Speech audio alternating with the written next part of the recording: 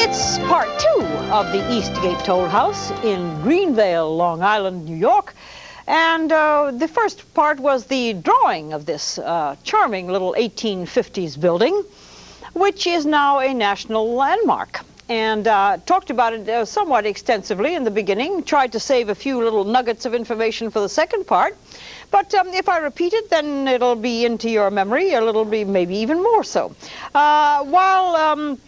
While I was waiting for this, I did mix the color of the building because it, you know, it had to be worked out, and now I can give you the formula. It's a touch of white, a touch of this so-called flesh tone, and a little bit touch of yellow. I think that possibly it is somewhat brilliant on the monitor. It's not quite as brilliant as that bright yellow that I'm seeing here.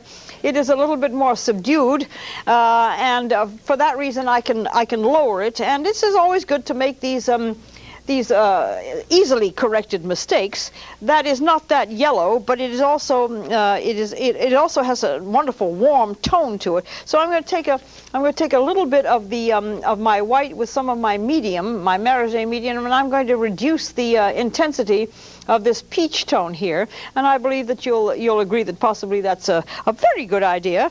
I'm so sensitive to color because I'm a flower painter that and also a realist, that I want to make sure that you don't believe that I'm perfectly willing to let a color that is totally wrong go by. However, as I say, these very pastel tones are tricky, and they require some fooling around.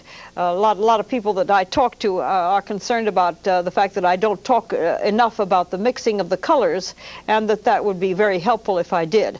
So here I'm lowering the value of these of the tone on this house, and using some white and a touch of green, as a matter of fact, because the opposite of yellow and orange is green, and that's what reduces the tone.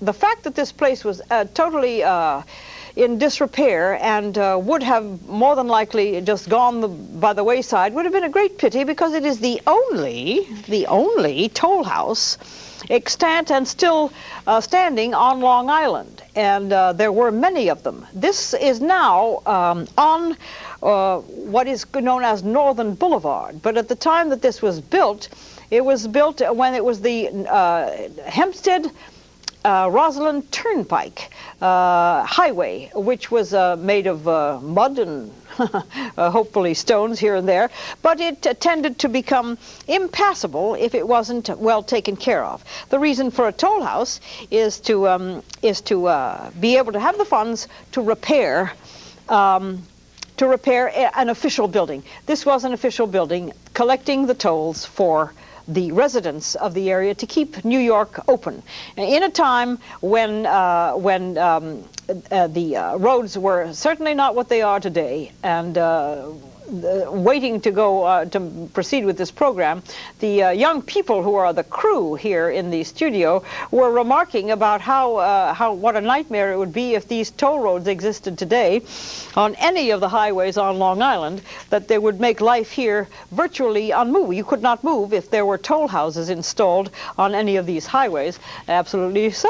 I think that I think that the fact that we don't have tolls and we pay the taxes to keep the roads in repair makes for it very time-saving. So when you figure out how much your taxes are, and you hate the idea, think about it, what it would be if we had to pay a toll and take a half an hour to go from Roslyn to Greenvale because everybody wanted to take it had to pay the toll. So anyway, here is the beginning of, and this house has 3 colors on it.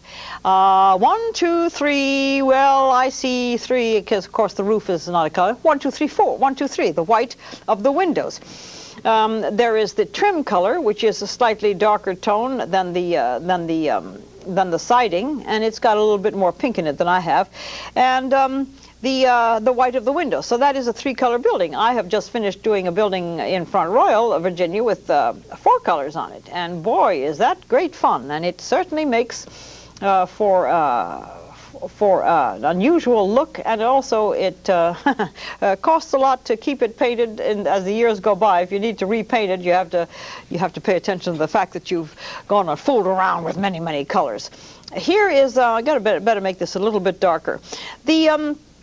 The need for preserving these things is because when you think for one moment, and preserving anything for that matter, and that's why one of the reasons that I like to talk about preservation, not because I think that it's the politically correct thing to do, but when things disappear, it's really a great pity that they could have been saved.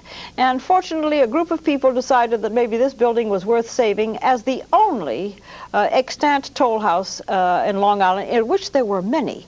Apparently there were really tolls all along the highways and byways of Long Island back in the middle of the last century. That's the way they kept them in repair. So the fact that this was saved by the Historical Society is a real plus. I must commend people who do devote themselves to this kind of preservation, so that and it's unselfish. They do it because they want to see something pretty and historic preserved, and then guess who benefits from it? The public. We all benefit from this kind of volunteerism and the donations of money. What I'm doing here is the shadow. It's not shadowy enough. It needs a little bit more umber in it. The preservation of these buildings is a gift to the public. When you think that one of the reasons that these people got together to try and save this building is because the vandalism, get this, in the graveyard was so extensive that it began to spill over and ruin the house. Now, if you can picture for one moment people vandalizing a graveyard, you often wonder about the general mentality of that kind of thing going on, and also you maybe wonder about the police enforcement. How come these places can't be probably a little bit better patrolled? But I'm not onto that. I'm just talking about the vandalism in a graveyard is absolutely astonishing to me. I find that a part of human behavior without explanation. I think that the need to pay attention to these things is evident when I do these programs, and I'm really glad that I'm able to contribute, small as it may be. I mean, really minuscule contribution of the awareness of the problems of preserving things that have been existing. The young people in this studio here are very conscious of that, and that they are missing out on things that are no longer here for the simple reason that they were not attended to at the time. And so if we can do something to preserve that, that will be a definite plus. I'm working on the shadows of this portico because it has to be able to be understood that this stands out. To make things protrude the way they ought to, such as noses and porches, is all done in the shadow. The way this is going to protrude here in this cute little addition up here is by the introduction of the shadow. I need a different brush. Don't panic, here we go. You have to, the three-dimensional quality is obtained merely by the use of shadow. And that's why I say when I do my still lives that the shadow of the apple is as important as the apple itself, to give it that third-dimensional look. I'll put the little frou-frou back, and maybe while I'm at it, get the darkness of the window in here before I let the paint set, so that I can put the little cross panes, the little white cross panes in it. Now, as long as I have this small brush handily at my hand, I'm going to put in the deep shadow that goes below the roof line here and the gutter line. Hopefully, I'll be able to do it without too much shaking, and even if I do, it'll give that nice painterly look that I'm after.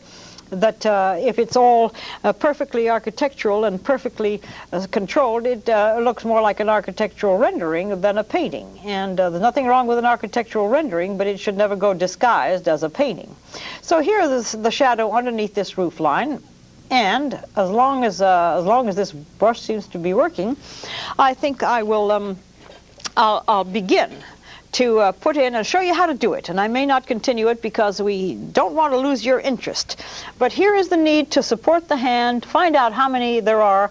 There are approximately 4 here. So a nice tight shot of this will show you that the control of the brush is really vital at this point. And just a suggestion of these lines, well, need a little bit more liquid. A suggestion of these lines is going to tell you that this is vertical board and batten, and I hear that the people that restored this house went through some chemical analysis to find out what color this building was at the time, and then matched it as closely as they possibly can, which is a lovely respect for the integrity of this kind of architecture. One of the camera people here said, supposing the toll gate keeper didn't have any taste and he had painted it a horrible color, would we be stuck with that? The answer probably is yes. So here is you see, when the lines go in, they do not have to be done with a ruler, and they should not be done, let me see, there's 1, 2, 3, 4 between that and the window. Well, I'm almost right. Not that I think counting lines is important, but it's always nice to know that if I've gotten the width of these boards correct, that there is something to the authenticity of this particular painting, of this particular building. This is a particular building, and it should have its own anatomy. So there will be a break, I'm sure, in this program, and I will continue that tiresome rendering of those lines during that time. I don't expect to subject you to that, but I must get in the darkness. This is how you do it, the darkness of those windows first. And then the white cross pieces later. So all the darkness goes in first, with a little bit of care if possible, and then the white of the window trim will go in later. This is the darkness up here is reflective of the sky reflection, so there is not that much darkness. But here is this window to get the base. This is the background that we need to get in for the rendering of the mullions. I believe that's the architectural term. Well, in the 1850s, remember, that's pre-Civil War. So this goes back to before that terrible conflict, and it goes back to a time when Long Island was really a very vital and very active place. Not the numbers that we have today in the millions, and not the choked highways that we have, but apparently highways choked enough to need to keep this Hempstead, New York, Roslyn highway open for traffic. It's interesting to think that when it was probably more than likely horses and maybe stagecoaches at that time, and maybe just people on horseback and carriages and so on, that this problem had to be solved by the maintaining of this highway, and also the fact that the gatekeeper had to live there because it was 24 hours a day, very much like what we're experiencing today with the supermarket. The supermarket, to me, is hard to believe that there is such a thing as a market that is open all night long. But there is one right down the road here. This is what this toll house had to do. This toll house had to be open 24 hours a day. And so there was the need for a live-in toll house keeper. And living toll housekeepers with wives that did or did not bake cookies. The lives of human beings are really very interesting. I must say that every time I do one of these things, I think about the consequences of human existence here in these circumstances, and it gives you sort of a picture, maybe highly imagined, but also maybe a little bit more than what you had in mind before. This is a little round, very well tended boxwood, which I'm not sure the original gatekeeper would have had, but I'm very grateful for it here because it makes for a really nice shape over on that side of the painting. The Presbyterian Church, as I said earlier, owns this particular little place, and naturally the graveyard that is adjacent to it is the Presbyterian Church graveyard, and the society that preserves this is all working in collaboration with national landmarks and so on. We are fortunate indeed to care when you specifically, when you think about what has happened in Bosnia and in Herzegovina, or however you say that, whereby the loss of historic towns has taken place almost in front of our eyes. With that note, and maybe I'll come back to that in a minute because it's all got to do with preservation, I'll take a break for just a second.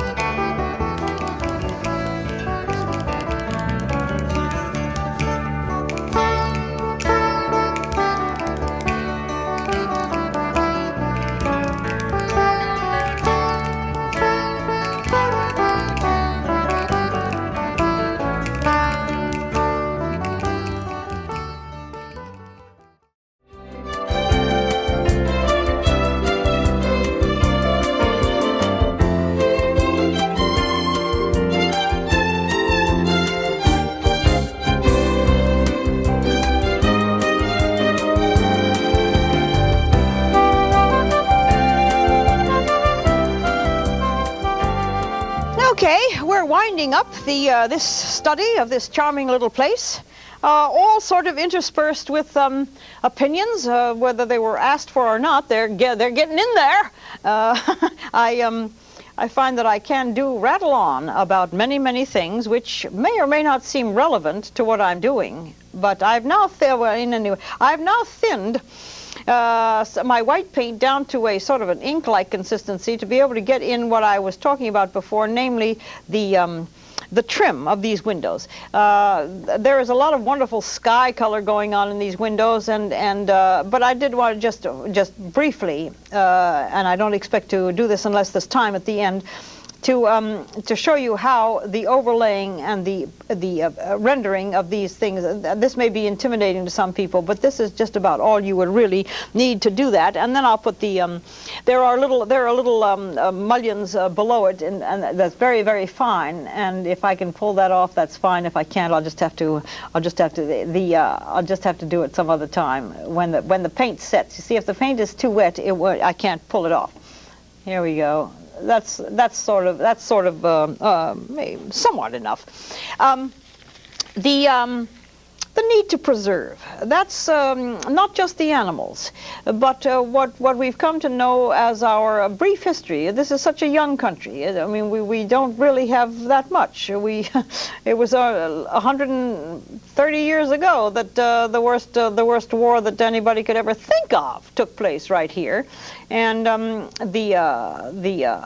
the Second World War and all of the consequences of that are definitely anti-preservation. They destroy things, these wars, and the astonishing part is that they are fought because people don't like somebody else's ideas. Can you think of anything more illogical, as Mr. Spock would say, that you're going to kill somebody because you don't like their ideas about something? That is really an unacceptable philosophy, and it happens, and we have to be. It's all in the under the heading of preservation, maybe even just preserving the humankind. I find myself really shocked and saddened by the loss of the historic quality of those countries abroad.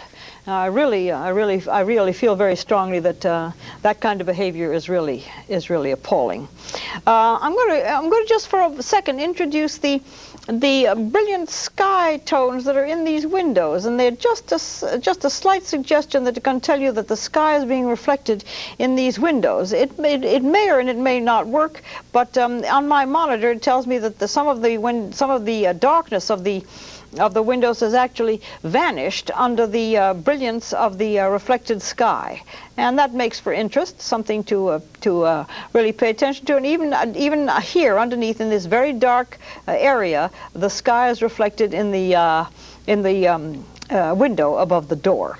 So once again, the dark color of the bushes underneath to be put on, and at the same, then shortly thereafter, some yellow green. Yellow green is wonderful at this time of year. It almost sort of is mixed all for you.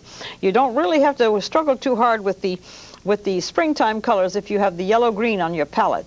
And I believe that in my little brochure or little sheet that gets sent out to people who ask for my how to start and what to buy to start painting, I have my yellow green description in there. Here is the probably the end of this dark foliage arrangement back here, and now the lawn that is way in the back there is very pale, telling you that the sun is striking that area behind here, and this bush is therefore in silhouette, and the shadow is extremely strong.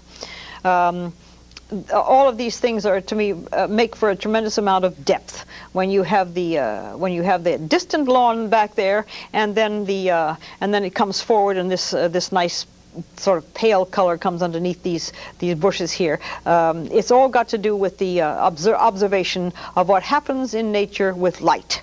Now, light is, after all, what we're painting. If there were no light out on the day that this painting was shot, there would be no painting. And if you can set your mind to realizing that when you're out painting, you are painting the light, and whatever else is there is a result of the light shining on it. So it's a lovely thing to do, to get out there and paint. I hope that this program, and from my letters, I understand that this program is doing very much that kind of thing quite often. People who never thought they could have thought that it's a possibility that they can, and the letters tell me this, that it's doing what it's supposed to do. Happily. I'm nominated for an ACE Award. This may be shown before or after the fact, but even the people who are in the profession seem to think that there is something going on here whereby instructional television can in fact be more than just a show business entertainment phase on that screen. If something is being taught, then possibly there's a chance that this strange idea of bringing television teaching into the classrooms, maybe there is something to it. You'd have to do some convincing to me before I fall for that entirely. I'm not sure that I want to see television screens instead of teachers in a classroom. I don't know how people feel about that, but as usual, I have an opinion.